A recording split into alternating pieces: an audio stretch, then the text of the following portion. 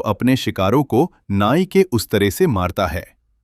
इस्माइल खान, जो एक intelligence officer है, ने पहले उस्तरा को जलाल से बचाया था, जो स्पेन में स्थापित एक बड़ा गैंगस्टर है, जब उस्तरा ने बहुत पहले जलाल के भाई को मार दिया था। तब से इस्माइल उस्तरा को एक गुप्त ऑपरेटिव की तरह इस्तेमाल कर रहा है। इस्माइल उस्तरा को जलाल के फाइनेंसर दहेश दुग्गल को मारने का कॉन्ट्रैक्ट देता है। उस्तरा उसे एक थिएटर में ढूंढता है और उसके गंजे बॉडीगार्ड्स के झुंड को खत्म कर देता है, लेकिन जैसे ही दुग्गल भागने वाला होता है, इस्माइल खुद आकर उसे मार देता है। इस्माइल के लिए काम करते करते तंग आकर उस्तरा फिजी भागने की योजना बनाता है।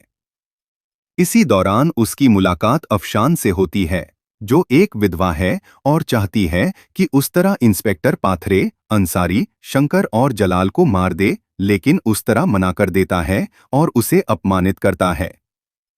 बाद में पता चलता है कि अफशान का बचपन का प्यार भी है, तो शंकर और पाथरे उसे मार देते हैं।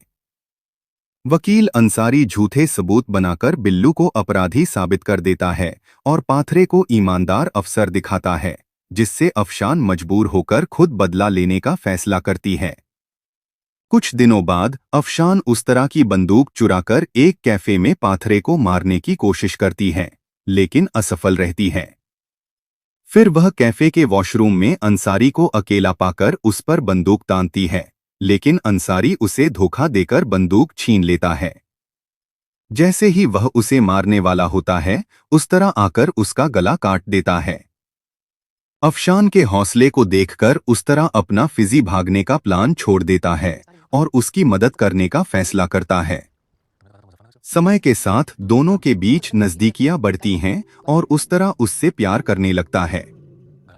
हालांकि अफशान डरती है और अपने बदले के मिशन को आगे बढ़ाने में हिचकती है, लेकिन उस्तरा उसे प्रेरित करता है और लड़ाई व शूटिंग की ट्रेनिंग देता है।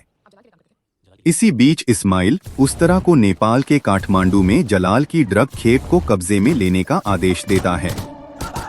उस्तरा, अफशान और जलाल के आदमियों के जाल में फंस जाते हैं और कई लोग मारे जाते हैं। अफशान की मदद से वे बच निकलते हैं। उस्तरा अपने मरे हुए साथियों का अंतिम संस्कार करता है और अफशान से अपने प्यार का इजहार करता है।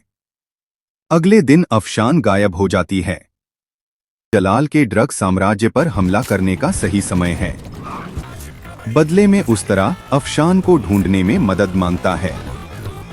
कुछ दिनों बाद अफशान को न पाकर गुस्से में उस्तरा अकेले ही जलाल की ड्रग फैक्ट्री पर अफशान गुप्त रूप से इस्माइल के साथ काम कर रही है और रानी शर्मा नाम से पाथरे की पत्नी बनकर शंकर के करीब पहुंची है। गणेश चतुर्थी के दौरान अफशान शंकर को मार देती है। इस्माइल का पीछा करता है ताकि उस्तरा तक पहुंच सके। इस्माइल एक लोकल ट्रेन में अफशान से मिलने जाता है। पाथरे अपनी टीम के साथ उस्तरा को मारने के लिए वहां गंभीर रूप से घायल हो जाते हैं। पाथरे अपनी पत्नी रानी शर्मा यानी अफशान को जलाल के कार्निवल के लिए पुर्तगाल ले जाता है।